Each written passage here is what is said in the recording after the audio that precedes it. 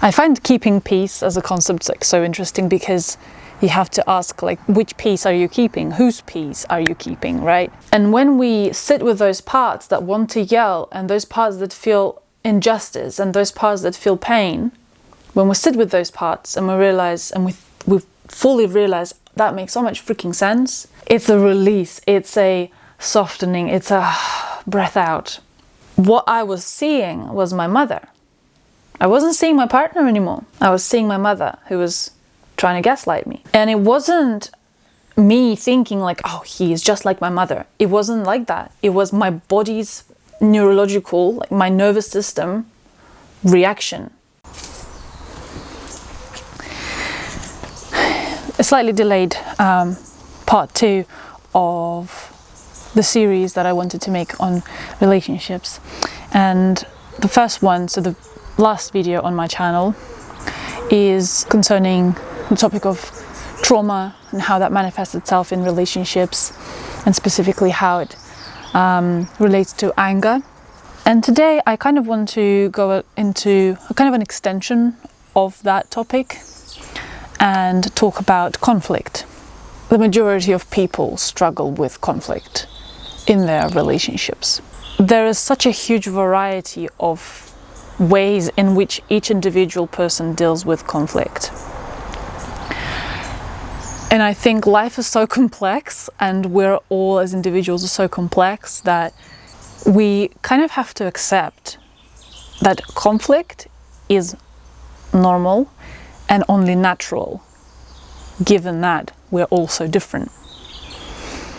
And in that same sense, because we're so different, we will also react differently to conflict. The problem is not that we end up in conflict.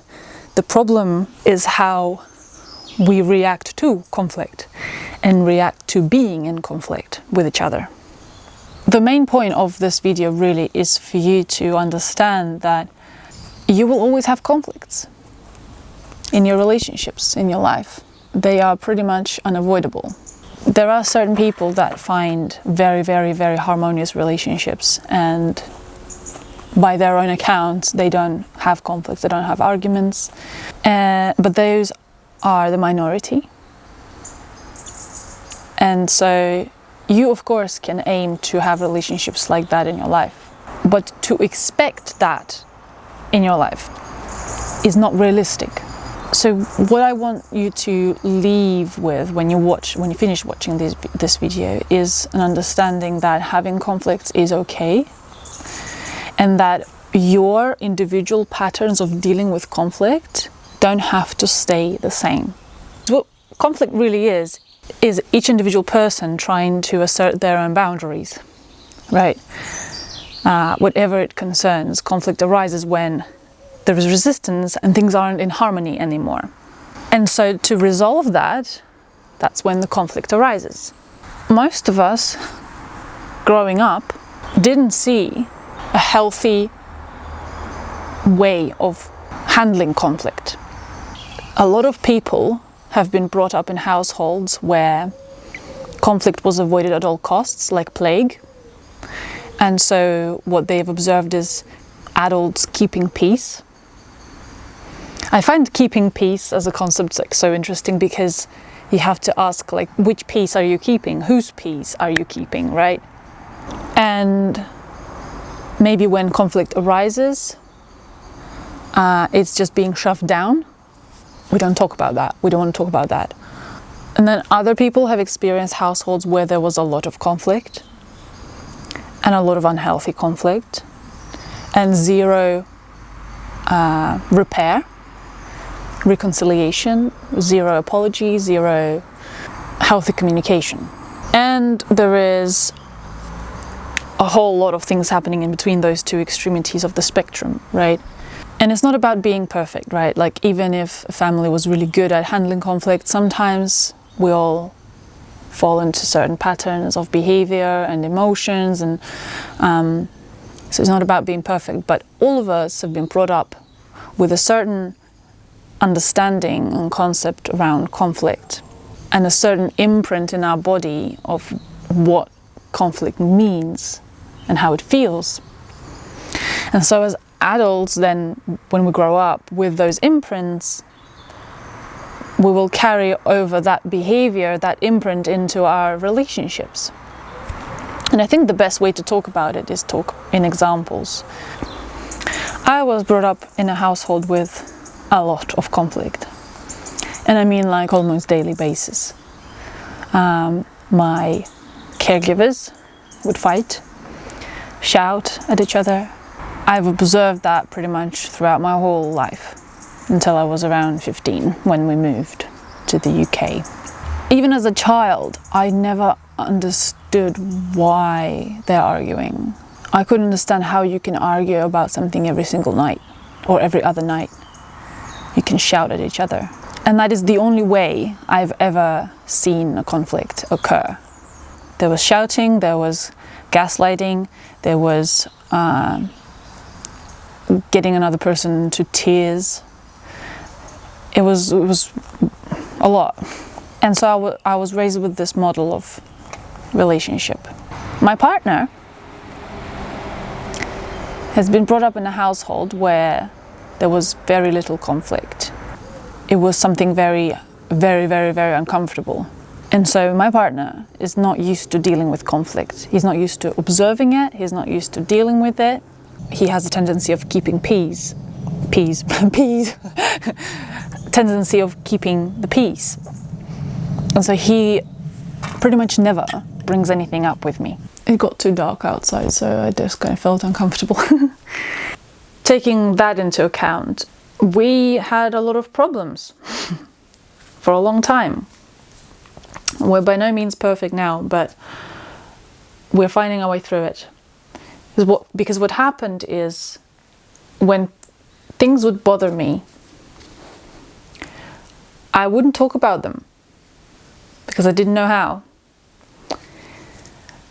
And I didn't know how, and also I didn't want to be a burden.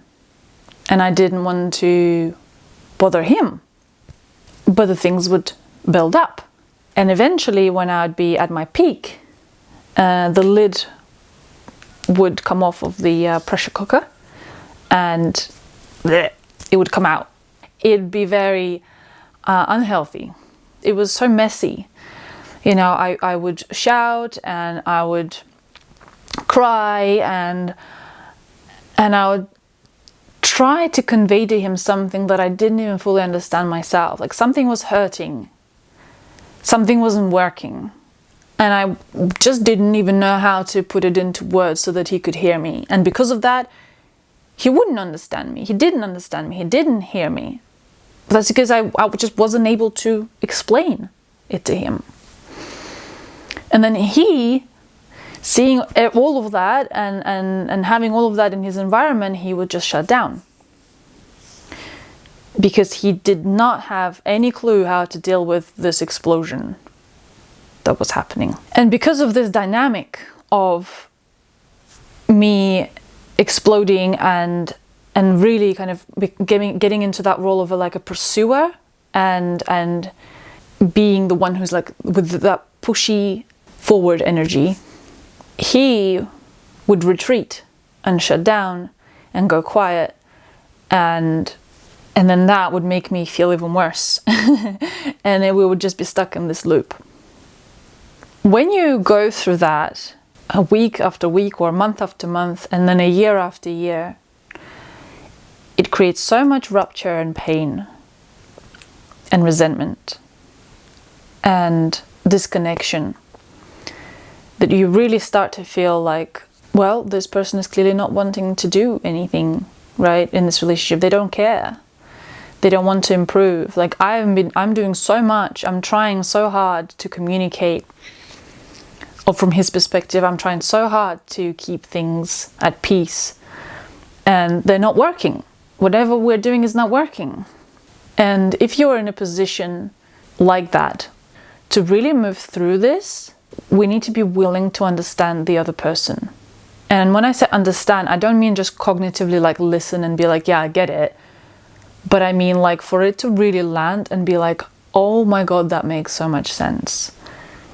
And to be able to do that, to have the capacity to do that for the other person, you first need to do that for yourself.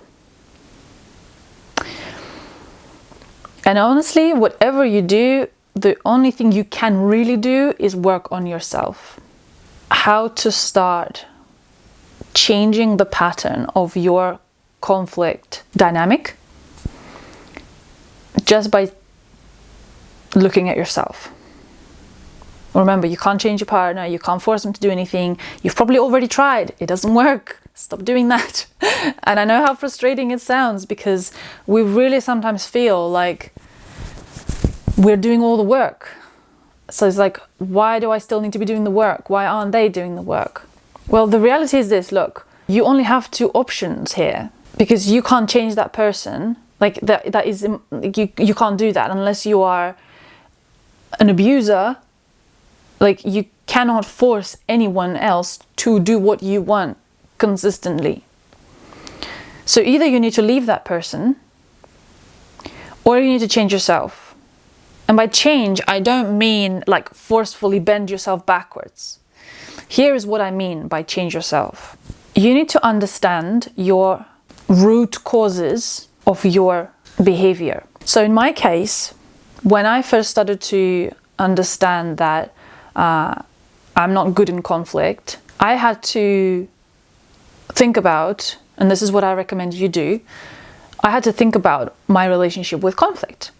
Like, as a whole, what happens in conflict? Where have I learned about conflict, right? What were my examples as a child growing up, like, of conflict, of communication? That alone will open your eyes up so much to your dynamic in your current relationships. Because when I realized that I'm doing exactly the same shit that my caregivers were doing, and I'm doing that in my relationship, I didn't feel guilt or shame, and that's a good sign. You should not feel that. Obviously, if you do, like, it's understandable. But the most important thing is, like, it's that thing of like, oh, I get it now. Like, that makes so much sense. Like, if you can get to that point to yourself, in yourself, where you can say, oh, my patterns make so much freaking sense. Like, that makes so much sense. That is not my fault. Like, yes, I'm responsible now as an adult to do something about it, but the way I am intrinsically is not my fault. It makes sense. Like, if you can get to that, that will already change so much about the way you communicate. It will soften you. It'll bring some of the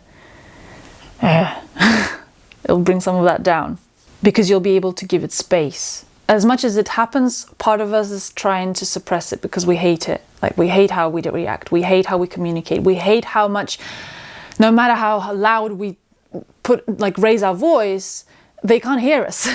We hate all of that.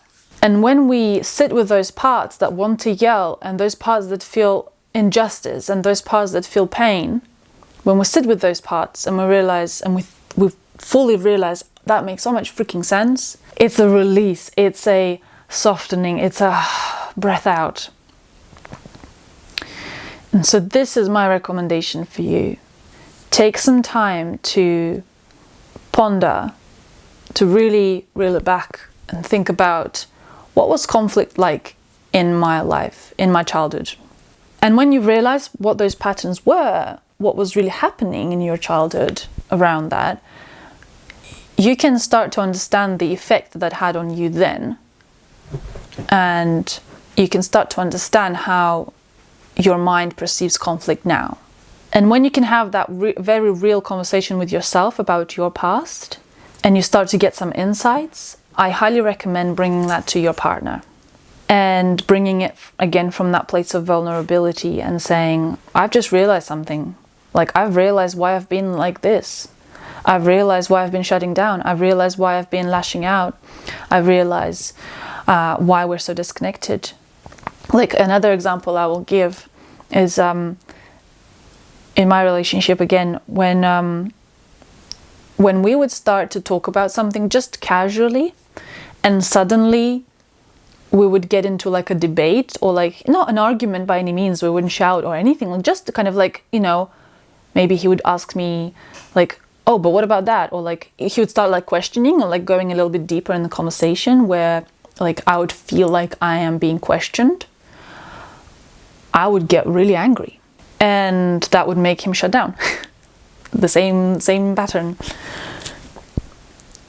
And at one point, I was able to like witness that reaction from myself, and I was like, where is that coming from? Like, he's just talking to me and I am like getting angry. Like, why? And I realized this because in that moment, what I was seeing was my mother. I wasn't seeing my partner anymore. I was seeing my mother, who was trying to gaslight me by questioning me. And it wasn't me thinking like, oh, he is just like my mother. It wasn't like that. It was my body's neurological, like my nervous system reaction. I still have that come up, but now I'm able to observe it more, and I'm able to sit with that anger and like give it nurturance that it needs. But before, it would be like this. There was no time in which I could be like, oh, what's happening in my body? Oh, I feel angry. Like, there was no space for me to even realize I'm feeling anger. It was like that. He gives me a certain reaction that my brain, my body recognizes as or believes is gaslighting.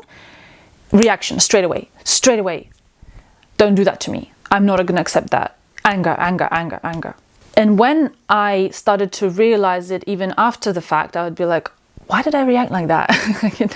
I'd analyze it, and I was like, oh, okay, I'm seeing it now. Yeah, because he reminded to my body, to my reptilian brain, he reminded me of my mother, who was threatening my sense of identity, who's threatening my sense of sanity. And so now my anger comes up to protect me so that nobody else can do that to me. And little by little, there was a little bit more space, right? So he would say something that my brain would read as gaslighting. I would feel the anger come up in my body, but now I'm not responding. I'm not reacting with my words straight away. I'm like in my body feeling it, and then I'm breathing through it. And the nervous system calms down. And then I can sit with it a little bit, and then I can reply to my partner in an appropriate way. Not in a reactive PTSD way. And that was a game changer. So this is what I'm going to leave. My battery is dying. This is what I'm going to leave you with today. As I said, like, there's so much I can talk about with regards to conflict, because for me it's been a lifelong journey. Like, as I explained, being brought up amongst chaos of conflict all the time, every day or every other day, amongst other things. I think, it's pretty obvious how much that constructs your identity and your beliefs and the way you view the world and the way you view conversation.